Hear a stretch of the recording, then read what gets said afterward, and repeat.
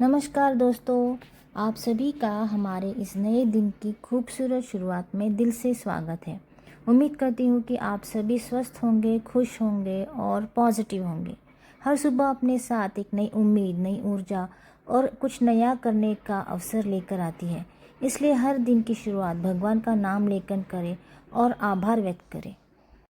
कल रात से पता नहीं मुझे अचानक से बहुत सर दर्द हो रहा था। तो ऐसे समय में घर के बड़ों का प्यार और उनका स्नेह किसी दवा से कम नहीं होता है। मेरी सासू माँ ने प्यार से मेरे सिर की मालिश की और सच कहूँ तो उनका अपनापन ही आधी तकलीफ दूर कर देता है। सबसे पहले सुबह उठकर फ्रेश होकर कॉफ़ी पीने के बाद मैं अपने पूजा घर में आई। सबसे पहले पुराने फूल हटाए, दीपक तैयार किए और भगवान के मंदिर को नए दिन के लिए सजाया। इसी बीच हमारी मदद करने वाली दीदी घर की साफ सफाई और डस्टिंग कर रही थी। साफ सुथरा घर और पवित्र वातावरण मन को भी शांति देता है।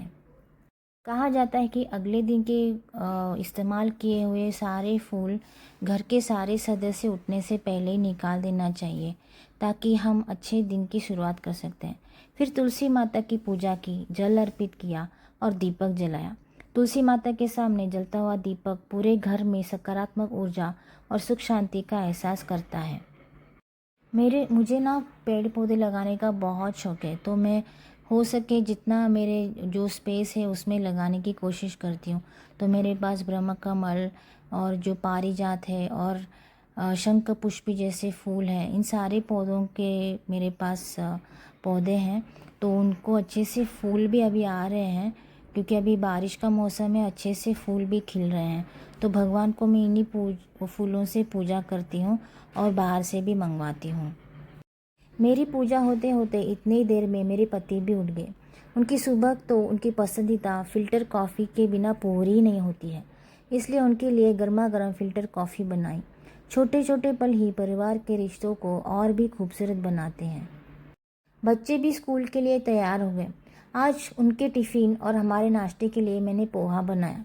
जल्दी बनने वाला स्वादिष्ट और हेल्दी नाश्ता दिन की अच्छी शुरुआत के लिए बिल्कुल सही रहता है।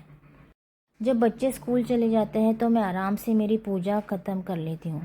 इसके साथ साथ पूजा की तैयारी भी चलती रहती है। भगवान के लिए दूध, जल और सुंदर फूलों से सजावट की। आज सोमवार है, इसलिए भगवान शिव का अभिषेक किया। साथ ही वाराही नवरात्रि के शुभ अवसर पर माँ वाराही की विशेष पूजा भी की। पूजा केवल एक परंपरा नहीं, बल्कि मन को शांत करने और ईश्वर से जुड़ने का सबसे सुंदर माध्यम है। पूजा करने से हमारा मन और हमारा मस्तिष्क एकत्रित होता है, हमें मानसिक शांति मिलती है। ये सिर्फ एक विग्रह की पूजा नहीं है, ये भगवान और अपने आप का एक अद्भुत रिश्ता बना सकते हैं। हम ये बताकर एहसास नहीं जता सकते।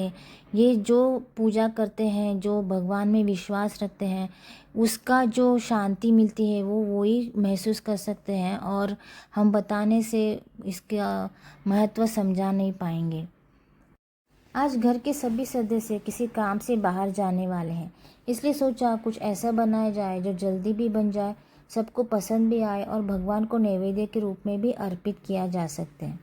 इसलिए आज बना रही हूँ दक्षिण भारत का प्रसिद्ध दద్దोजनम, चावल और दही से बनने वाला स्वादिष्ट, सात्विक और पौष्टिक प्रसाद। इसका स्वाद बिल्कुल मंदिर के प्रसाद जैसा होता है और यह खाने में बहुत ही सुकून देता है। दोस्तों, ज़िंदगी हमेशा परफेक्ट नहीं होती। कभी सिर दर्द होता है, कभी थकान होती है, कभी जिम्मेदारियाँ ज़्यादा होती है। लेकिन अगर मन में विश्वास, परिवार का साथ और भगवान का आशीर्वाद हो तो हर दिन आसान लगने लगता है। खुशी बड़ी बड़ी चीज़ों में नहीं, बल्कि इन छोटे छोटे पलों में छिपती है। सुबह की पूजा, परिवार के लिए बनाया गया खाना, बच्चों की मुस्कान और अपनों का प्यार। अगर आज की इस सुबह ने अपने चेहरे पर भी छोटी सी मुस्कान ला दी हो तो इस वीडियो को लाइक करें, अपनी परिवार और दोस्तों के साथ शेयर करें और हमारे चैनल को सब्सक्राइब करें।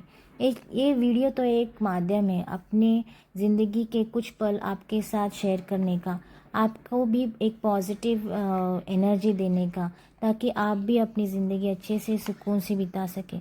हर लोगों से अच्छी चीज़ सीखने में कुछ बुराई नहीं है ना। तो चलिए मैं आपको रेसिपी के और लेके चलती हूँ कि ये दద్దोजन बनाते कैसे हैं। ये दద్దोजन बिल्कुल जो मंदिर में प्रसाद मिलता है ना, बिल्कुल वैसा ही लगता है। अगर आप चाहे तो कल रात का जो चावल बचता है ना, आप उसी से भी कर सकते हैं। ये प्रसाद के तौर पे मैं चढ़ाने वाली थी, इसलिए मैंने इसके लिए अलग से चावल अभी लगाया है। तो आप चाहे तो रात की चावल भी इस्तेमाल कर सकते हैं, अगर वेस्ट ना जाए इसलिए। नहीं तो अगर प्रसाद के तौर पे आप बना रहे हैं तो फ्रेश चावल आप बना कर रेडी कर लीजिए। तो यहाँ मैंने अदरक पीस कर ले लिया है, गाजर पीस कर ले लिया है, और ये थोड़े से अनार के दाने, कड़ी पत्ता, और हमें चाहिए ढेर सारा हरा धनिया। तो इस चावल में हम सबसे पहले डालेंगे बहुत सारा दही। इसमें दही की मात्रा बहुत ज़्यादा डलती है।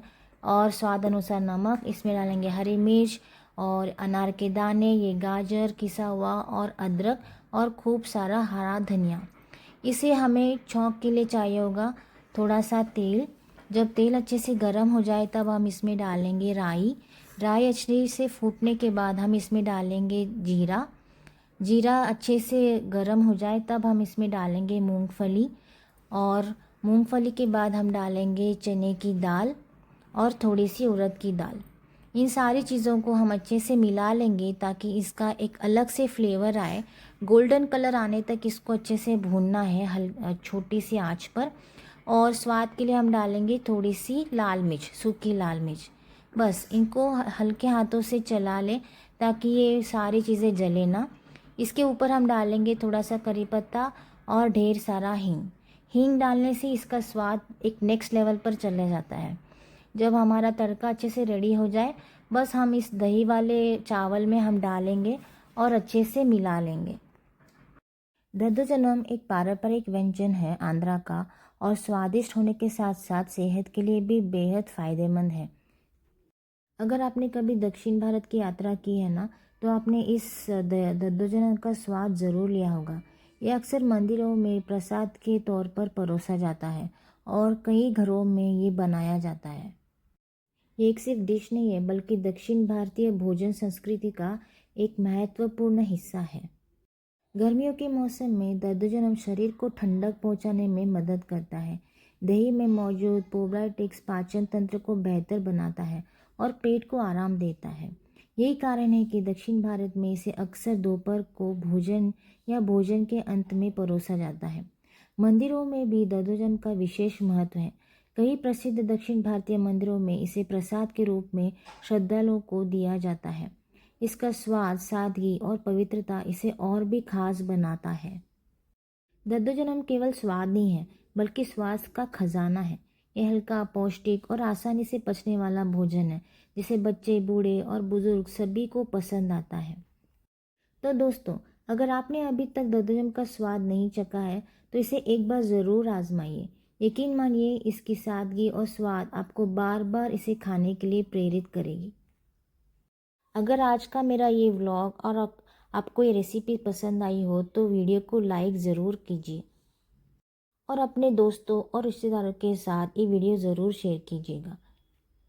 और ऐसे ही स्वाद और संस्कृति से जुड़ी रोचक जानकारियों के लिए हमारे चैनल को सब्सक्राइब करना ना भूलेगा। जाते जाते एक लाइक ज़रूर करें। Thanks for watching. Bye, take care, stay healthy, stay fit.